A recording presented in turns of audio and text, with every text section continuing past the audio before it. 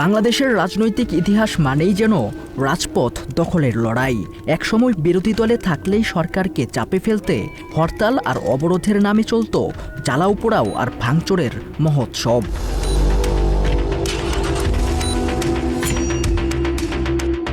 চোখের পলকে ছাই হয়ে যেত রাষ্ট্রীয় ও সাধারণ মানুষের ব্যক্তিগত কোটি কোটি টাকার সম্পদ। এই রাজনৈতিক রেষারেষির সবচেয়ে বড় শিকার হতো খেটে খাওয়া মানুষ, যাদের জীবন থমকে যেত সীমাহীন দুর্ভোগ আর আতঙ্কে। দশক ধরে চলে আসা সেই ধ্বংসাত্মক সংস্কৃতিতে আজ এসেছে এক অভাবনীয় পরিবর্তন।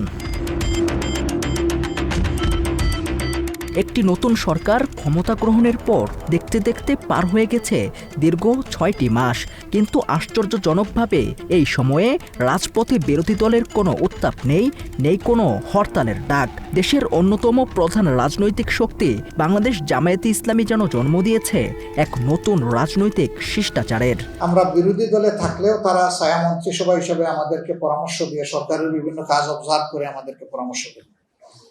আবার কোনো সময় যদি আমরা আল্লাহর ইচ্ছায় সরকারি দলেও যাই, তখন এটা বিলুপ্ত হবে না, তখন ওইটা থাকবে।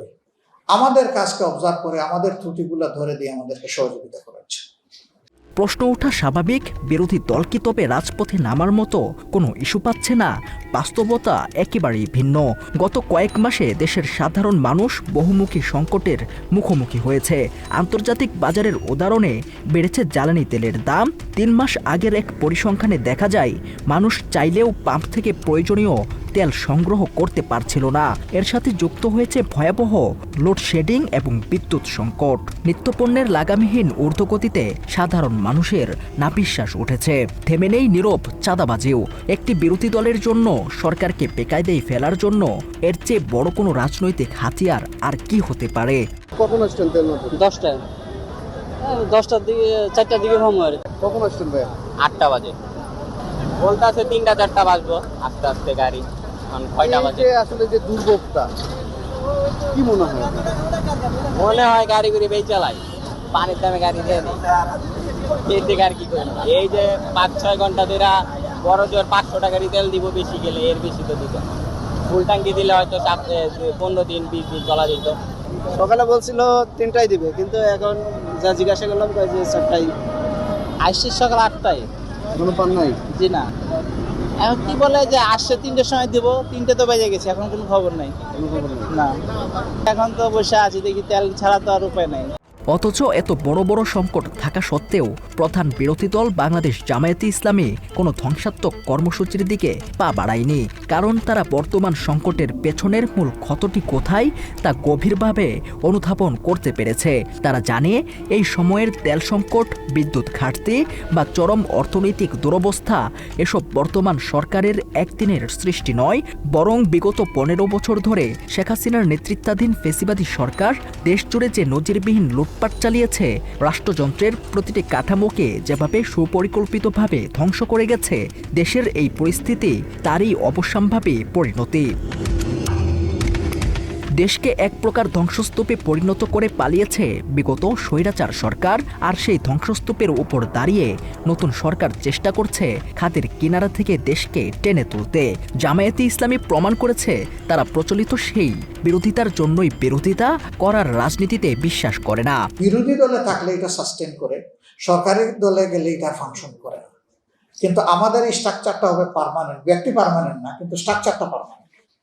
এতে দেশ উপকৃত হবে বলে আমরা আশা। মাত্র 30% টাকায় জমির মালিক হয়ে নতুন বাংলাদেশের গড়ে তোলার স্বপ্ন দেখা বাংলা বসতি।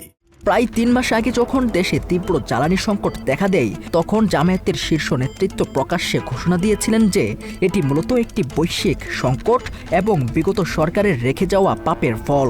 তারা সাধারণ মানুষের আবেগকে পুঁজি করে রাজনৈতিক ফায়দা লোটার বদলে রাষ্ট্রীয় সংকট মোকাবেলায় দায়িত্বশীলতার পরিচয় দিয়েছে।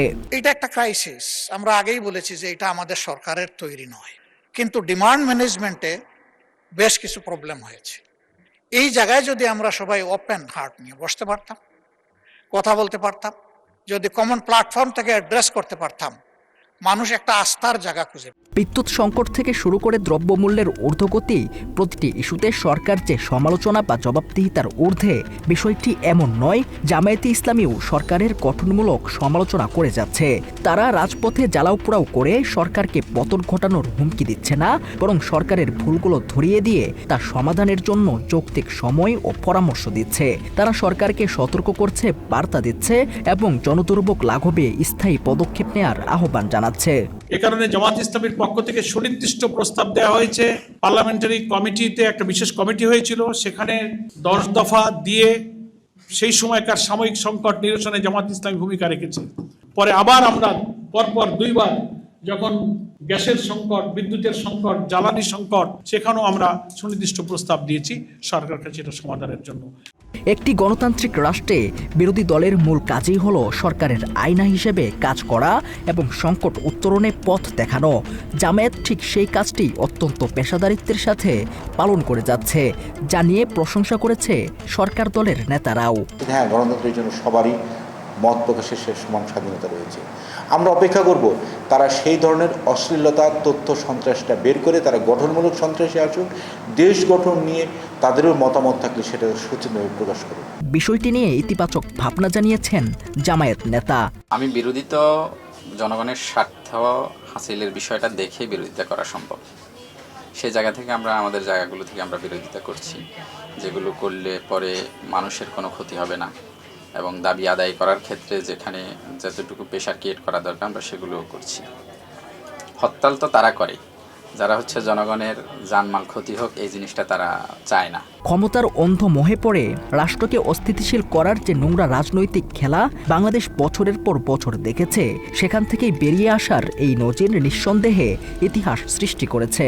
একটি সরকার এবং একটি বিরোধী দল উভয়ের লক্ষ্য যখন হয় শুধুই রাষ্ট্রের কল্যাণ, তখন যে কোনো কঠিন পরিস্থিতি যে মোকাবিলা করা সম্ভব। বর্তমান রাজনৈতিক প্রেক্ষাপট তারই এক উজ্জ্বল দৃষ্টান্ত। ধ্বংসস্তূপ থেকে উঠে দাঁড়ানোর এই লড়াইয়ে সরকার ও বিরোধী দলের এই নীরব বোঝাপড়া বাংলাদেশের আগামী দিনের রাজনীতির জন্য এক নতুন মাইলফলক হয়ে থাকবে বলে মনে করছে সচেতন মহল। বাংলা এডিশন, ঢাকা।